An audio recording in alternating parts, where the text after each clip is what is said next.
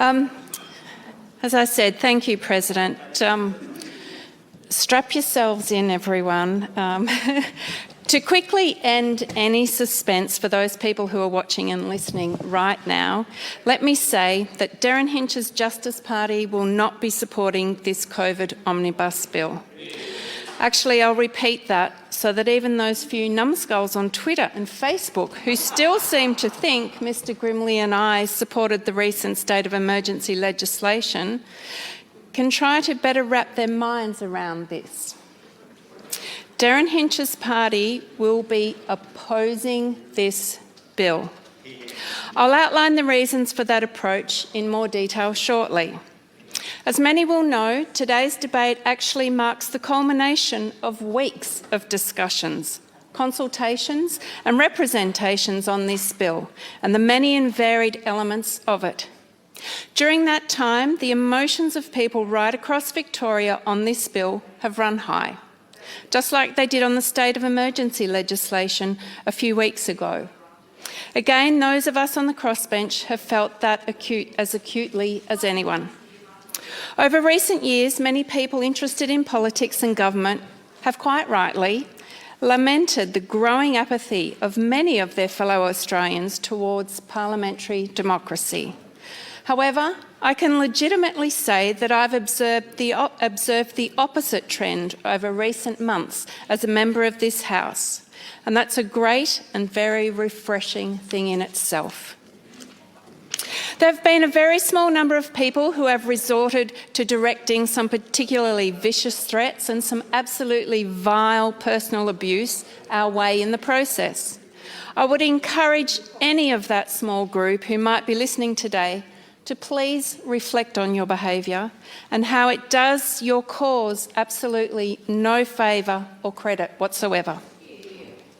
To everyone else who has contacted me, both from within and outside this Parliament, to express their positions on this bill and how they would potentially like me to vote on it, I say thank you.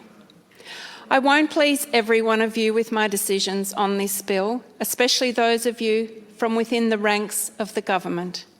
However, generally speaking, those discussions and that lobbying has been both constructive and incredibly important. That said, I'll admit that from as soon as I first saw the original version of this bill, and that was before it had garnered much public attention, I was immediately very concerned about the proposals around the preventative detention of people in particular. To be frank, I don't think too much lobbying from anyone was going to change my mind that those provisions were grossly unreasonable. They had no place in a country like Australia, and they needed to be eliminated from the bill forthwith. Nonetheless, I am certainly glad that many people did ultimately speak out to that effect. I am also heartened that the government did indeed subsequently listen to and act on these concerns, and for that I say thank you. Being an omnibus bill, there are actually many things within the revised version of the legislation that are quite reasonable and logical in their own right. I certainly want to acknowledge that I am very pleased above all else with the inclusion in this bill of the child reunification changes. That part of the bill has actually been badly misrepresented, or at least misinterpreted, quite a few times in public commentary. This is not about creating a widespread potential for the confiscation of children from their parents for 30 months. It's actually quite the opposite. It's about giving parents with children already in the out-of-home care system sufficient opportunities and time to prove they have the capacity to safely and effectively resume caring for their child or children. The potential addition of an extra 6 months of time to the standard 24-month allocation of the reunification process is designed purely to offset the problems caused by the COVID restrictions this year to the way these arrangements traditionally work. I'm very heartened by this because I suspect these changes have ended up in the bill, at least in part on the basis of questions that I asked in question time on the 2nd of September that essentially called on the government to take this kind of action. Far beyond and far more importantly, than my own involvement, the changes in this area in the bill also respond to concerns raised by many affected parents and many stakeholders quite widely across the child protection sector. Journalist Michael Fowler also did a superb job in The Age on the 9th of August in giving voice to some of those people and their concerns. So given that background, I'd actually like to thank the government for responding very sincerely and effectively to all of that advocacy. That's not by any means to pretend I'm happy, in fact, far from it, with all aspects of child protection at the moment in Victoria.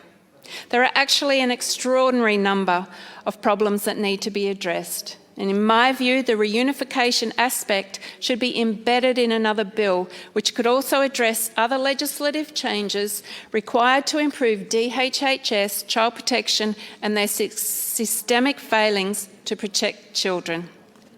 I'm also utterly horrified when I contemplate just how many cases of child abuse and family violence will have inevitably occurred in Victoria during the lockdowns of the past 7 months. Nevertheless, I do genuinely thank Child Protection Minister, Mr Donnellan, and the government as part of this bill for seeking to fix this particular and very significant set of problems triggered by the COVID restrictions to child reunification. Again, there are various other parts of the bill, especially in an administrative sense, that are perfectly reasonable at face value. However, there are simply too many problems with it overall for us to allow it to pass in its current consolidated form. Let me explain the 4 main sets of reasons why. Firstly, and very simply, we believe that it should have been split up into separate bills. Items like child reunification and teacher registration, for instance, and/or others on which there would be unanimous consensus across the chamber, should have been carved out from elements like the OH&S changes and the introduction of the new authorised officers. Mr Grimley and I made that point clear right from the very earliest discussions with the government on this legislation. The exercise of voting clause by clause on the bill, which will instead occur later today, is much more confusing, unwieldy and time-consuming. It's also unreasonable to expect most Victorians to follow, understand and therefore have confidence how this is being done. It's on that basis that we, in Darren Hinch's Justice Party, will essentially continue to vote no on each clause, contentious enough to be the subject of a division in the consideration of this bill. Secondly, and I put it simply, this bill is essentially premised on a series of ad hoc fixes to deal with what are really much deeper structural problems in Victorian public health administration. In our view, these structural issues actually require a much more holistic response.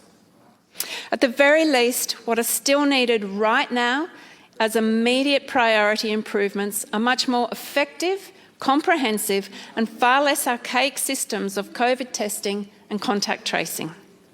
Thirdly, the bill, like the recent state of emergency one, again reflects a mentality in the coronavirus response that, in our view, continues to be misconceived.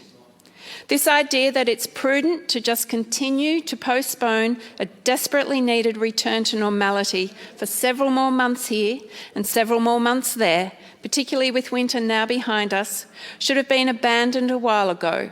More to the point, the consequences of this inertia are proving just as damaging and dangerous as COVID itself. Yes, there have been more than 800 deaths in Victoria attributed to COVID, albeit that a closer inspection of those numbers suggests the overwhelming majority of them have involved people with comorbidities. While I'm not dismissing the seriousness of 800 deaths, and I would actually like to pass on my continued condolences to those families who have loved ones.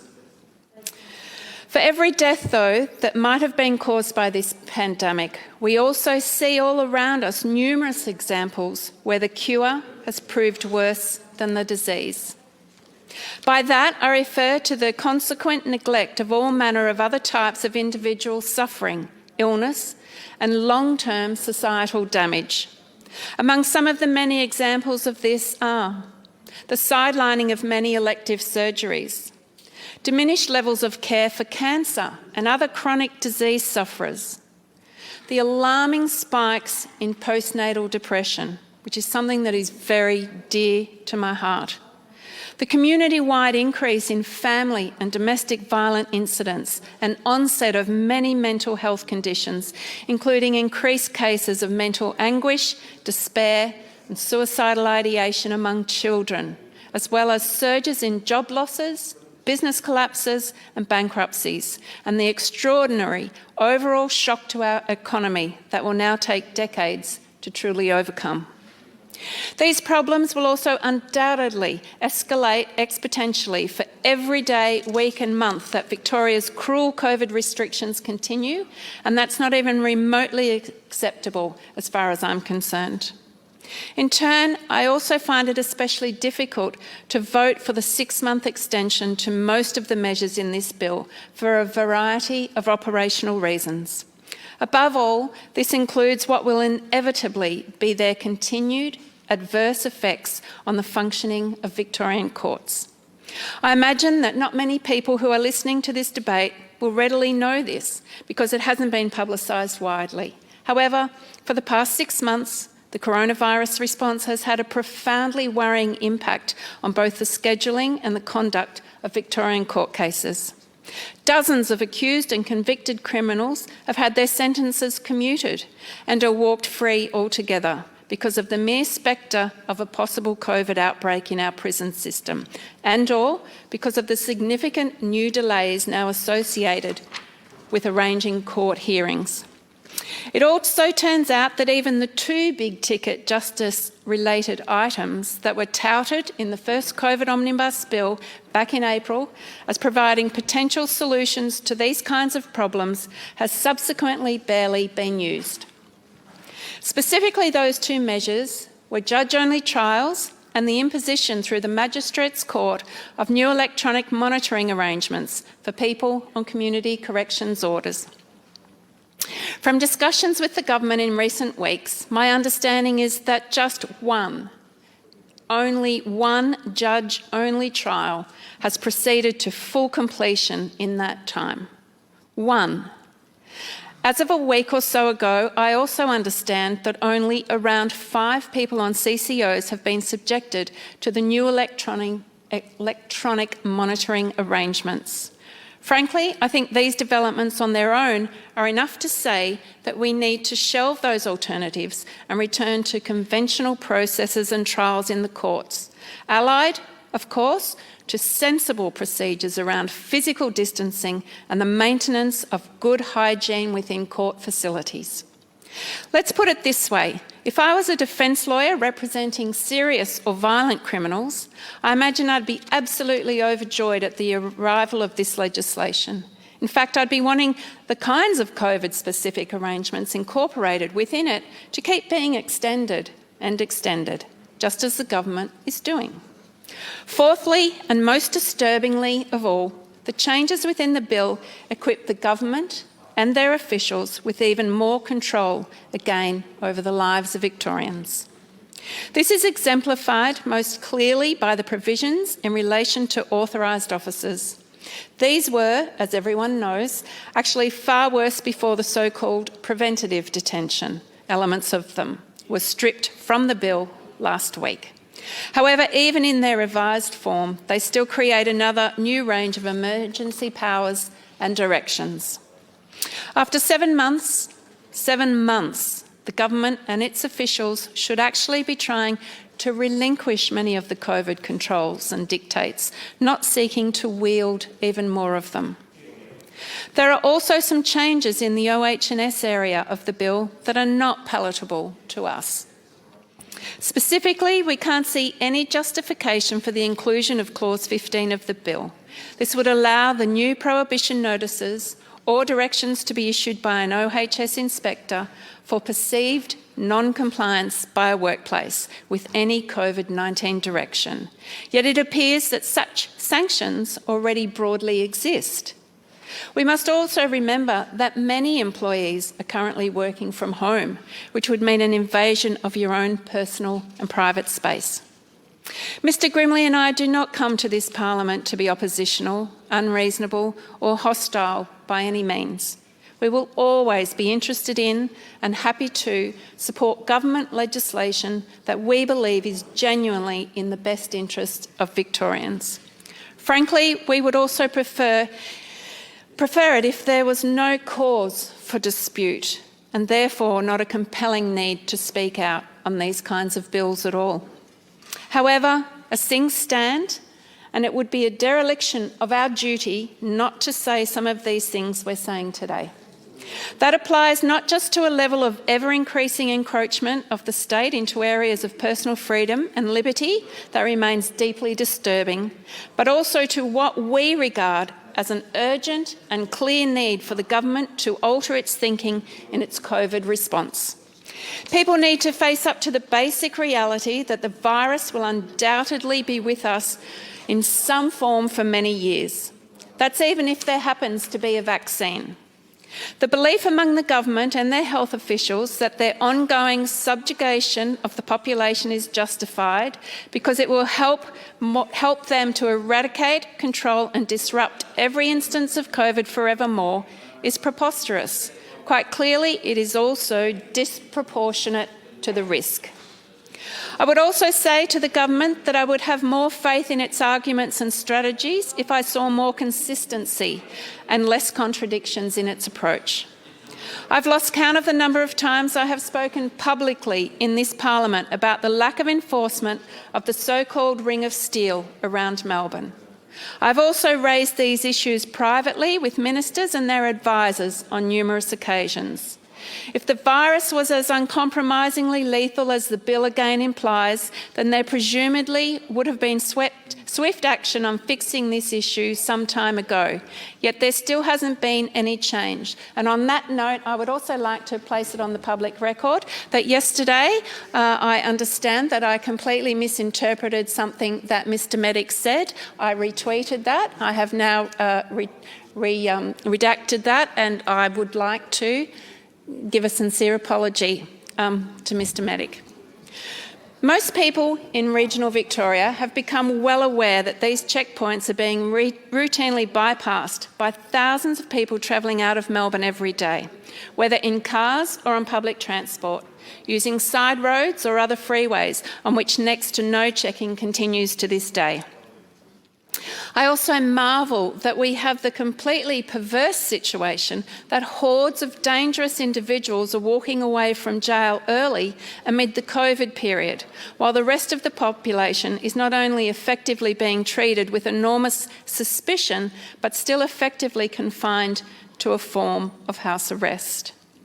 In 2017, no one in officialdom did anything to stop James Gargasoulis from killing 6 and seriously injuring another 27 innocent pedestrians in Melbourne, despite countless warning signs. The likes of extraordinarily dangerous individuals like Adrian Bailey, Michael Cardamone, Sean Price and so many others have in recent years been allowed, fatally, to roam free in our communities. And in 2018, we learnt after the Burke Street terror attack that there's not enough resourcing in Victoria even to comprehensively monitor individuals on our terror watch list. President, in each of these respects, many of the provisions in this bill, if passed, will only serve to prolong the severe pain and hardship being endured by individuals, businesses and communities across the state. So let me say this to the members of the government and to anyone else here thinking of supporting this bill. If you were to come to my office in Wangaratta or with me while I travel across northern Victoria, I would show you truly heartbreaking examples every day of people in utter agony and despair. The stories I've listened to, the emails I've received of children self-harming, parents with suicidal ideation, the cost of psychological appointments is just so overwhelming to these families. Moreover, I would probably show you that in each and every case, their distress emanates not from what COVID has done to them or literally to a single person they know. Instead, it is the consequence of what the crushing state-enforced restrictions and lockdowns have done to them in the way of completely dispiriting them, their families, and their livelihoods. President, unlike some others here, I always intend to argue in these kinds of debates for those Victorians, that is, for Victorians who for 7 months and counting have felt like they have little or no say at all in what is meant, after all, to be a democracy, and who, in many cases, have been irretrievably damaged as a result. On behalf of them, on behalf of those constituents who have begged me to oppose this bill, I say that this can't go on and that I therefore am unable to support this bill. I only hope that other MPs on the crossbench have the decency and the common sense to do the same.